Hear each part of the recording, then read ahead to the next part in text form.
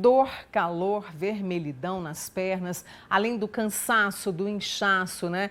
E esse cansaço mesmo fazendo tarefas muito simples ou caminhadas leves. Esses são alguns dos sintomas da trombose, uma doença silenciosa e que atinge pelo menos 180 mil pessoas por ano no Brasil. Eu estou recebendo aqui hoje a angiologista, a doutora Viviane Verônica Fernandes. Viviane, prazer te receber, viu? Bom dia, obrigada. Prazer Pois é meu. E a gente está num mês de muita conscientização a respeito da trombose. Vamos começar pelo básico. Eu até gostaria que o pessoal colocasse a imagem para a gente, para que as pessoas possam entender o que é a trombose, como é que ela se forma. Com certeza, super importante.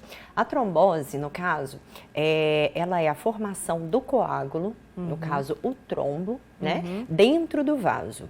A que a gente mais fala e de maior risco, a mais conhecida é a trombose venosa, que é a que tem o risco de dar a embolia pulmonar. Mas existe também a trombose arterial.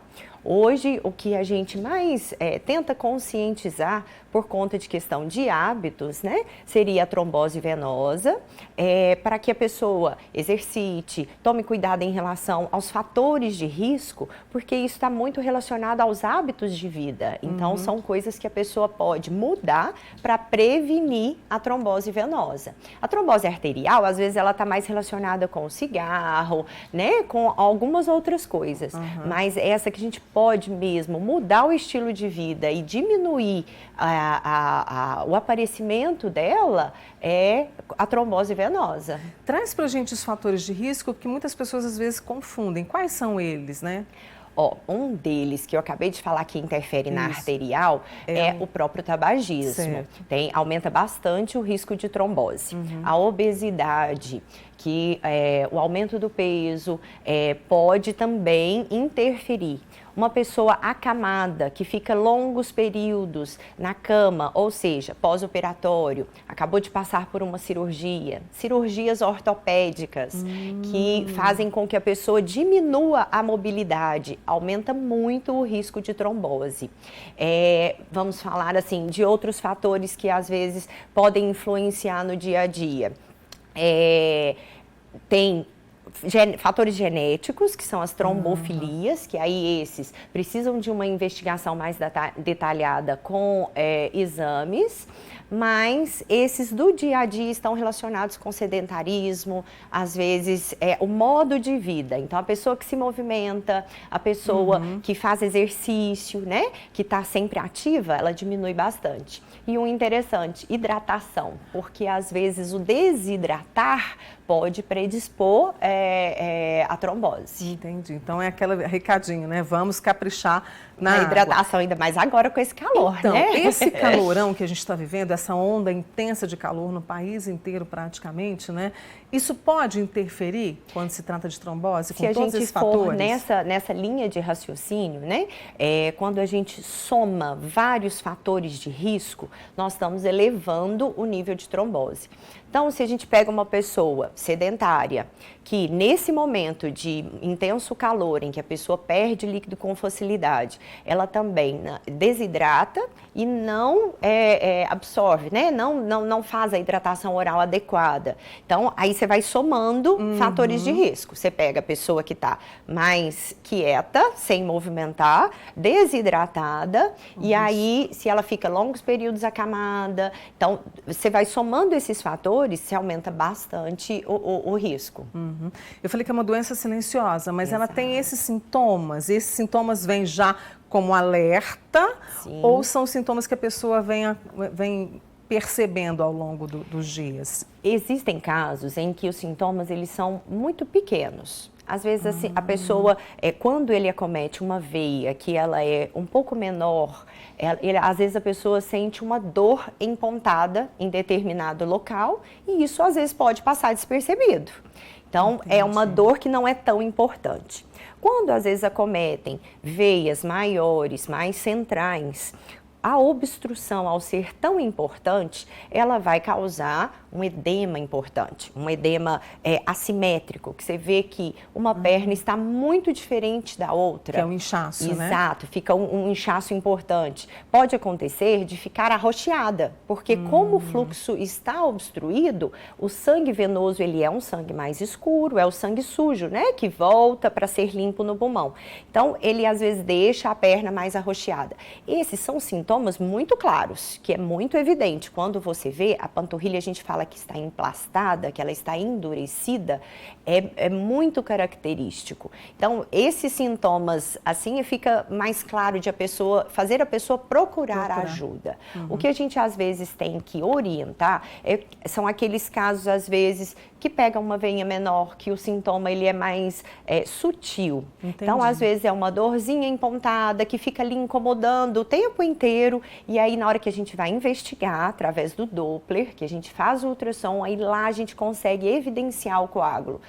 Aí, esse é o risco, porque aquele coágulozinho pode se desprender daquele vaso e o caminho que ele faz é para o pulmão. E aí, gravíssimo. Exato, e aí ele obstrui uma artéria pulmonar. Deixa eu trazer algumas perguntas aqui. Claro. O WhatsApp não para. Refluxo nas veias corre o risco de ser trombose? É a pergunta da Elânia. O refluxo, ele é característico da doença venosa, ou seja, é uma doença da própria veia. E ele tem como sinal, às vezes, o que você vê na pessoa é a formação de varizes. Então, você olha para a pessoa, ela tem um refluxo na veia e aí, aos poucos, vai aparecendo a variz. Então, que é a característica da doença venosa. Quem tem a doença venosa em estágios mais avançados, ou seja, esse refluxo é tão importante, a ponto de o fluxo ser bastante lento, existe o risco de formação de coágulo na variz. Só que a variz, ela é um vaso superficial. Então, aí o que se forma é uma tromboflebite. Então, é diferente da trombose venosa profunda, mas uma tromboflebite importante de um vaso principal, como a veia safena, pode evoluir para uma trombose. Nossa. Deixa eu trazer outra pergunta, que é a trombose cerebral, porque a trombose a gente sempre fala das pernas, né? Mas essa amiga nossa, ela quer saber, a trombose cerebral pode ser herdada de alguém da família que deu trombose na perna e essas duas situações podem acontecer? Eu estou lendo aqui, e a filha de 20 anos dela deu trombose venosa, ficou 14 dias na UTI. Aí, e 14 anos, né? Então, assim, 20 anos. 20 anos. 20 Nesse anos. caso, uma pessoa mais jovem, com esse caso, a gente deve investigar a trombofilia, que aí é um fator genético que predispõe à trombose. A trombose cerebral, geralmente, é mais comum a trombose arterial em pessoas que já têm a doença na artéria. Então, algumas pessoas que a gente faz investigação, por exemplo, na artéria carótida, em que você vê aqui a formação de placas de gordura. E aí nós estamos falando de uma doença arterial. É diferente e a causa que vai levar também é diferente. E às vezes está relacionado à idade, então aí já tem outros fatores de risco, como dislipidemia, que são alterações do colesterol. Então, são causas diferentes e às vezes o público acometido também pode ser. Tem uma amiga nossa que pergunta sobre a prevenção. A prevenção passa pelo estilo de vida? Com certeza, nós estamos vendo ali, aí, né? Passa por isso. A gente viu que se a gente elimina fatores de risco, a gente está alterando o estilo de vida. Muito bem. Eu tenho outra pergunta aqui, ó, a Érica, do Custódio Pereira. Tromboflebite pode voltar? Pode Nesses acontecer. Casos, assim? Isso. Então, o que pode acontecer é ocorrer a tromboflebite em vasos diferentes, né? Mas pode acontecer ao ser tratada, já é um vaso doente, na hora que você trata, às vezes absorve o coágulo e com o passar do tempo, aquele vasinho que já é um vaso doente, ele pode flebitar novamente. Aí a importância de se cuidar. e às vezes a indicação cirúrgica ou o tratamento daquele vaso.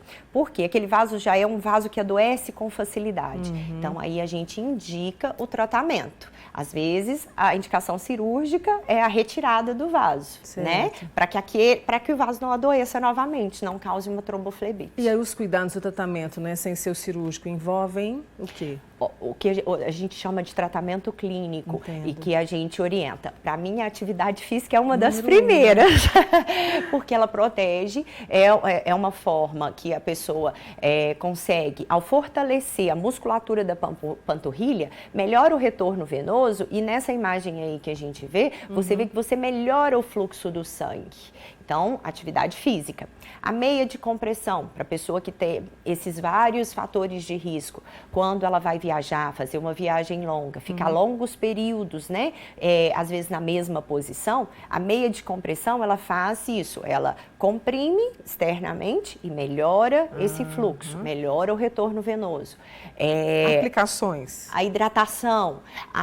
No caso de fazer a aplicação, nós estamos tratando aquele vasinho doente, Entendi. no caso da doença venosa. E voltando naquela questão, a gente está diminuindo a chance da tromboflebite. Luhan, posso continuar aqui ou infelizmente nosso tempo acabou? Ah, adoro. Luhan Machado, a nossa editora chefe. Aí a nossa amiga Lina, acho que ela chegou agora. Voos muito longos, é a meia de compressão? Com certeza. É muito comum quem faz voos muito longos chegar no local com a perna inchada. Você vê que tem aquele extravasamento do líquido. A meia, ela tanto vai conter esse extravasamento, como também ela vai melhorar esse bombeamento. Então, ela está ali protegendo contra, às vezes, uma formação de trombo. E tem a Helenice, a meia, ela pode ser até o joelho ou a perna inteira? Eu falo que a meia é aquela que a pessoa vai usar, porque não adianta, às vezes, a gente prescrever uma meia que vem até a coxa ou a meia calça e ela fica no armário. A meia que está no armário não tem utilidade. E o principal é que ela pegue a panturrilha, como nós acabamos de falar, essa bomba, né? A gente chama ele de segundo coração. A panturrilha realmente bombeia o sangue venoso de volta. Então, a meia ali pegando a panturrilha já está excelente, que ela já vai estar ajudando muito.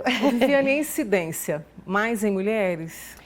A parte das mulheres existe uma influência hormonal. Hormonal, né? Então, acaba que, por exemplo, tem um fator de risco, que é o anticoncepcional. Ele tem um fator de risco pequeno, quando a gente pega o fator de risco anticoncepcional oral, é 0,005, só que aí você pega uma pessoa obesa, sedentária e que toma o anticoncepcional. Então, você somou 3 fatores de risco, essa pessoa ela tem um risco maior do que outra que, às vezes, só toma o anticoncepcional, é mais magra, faz exercício todos os dias, hidrata. Então, viu a importância de a gente mesmo controlar isso? Sem dúvida nenhuma, é nossa responsabilidade. Com certeza. Né?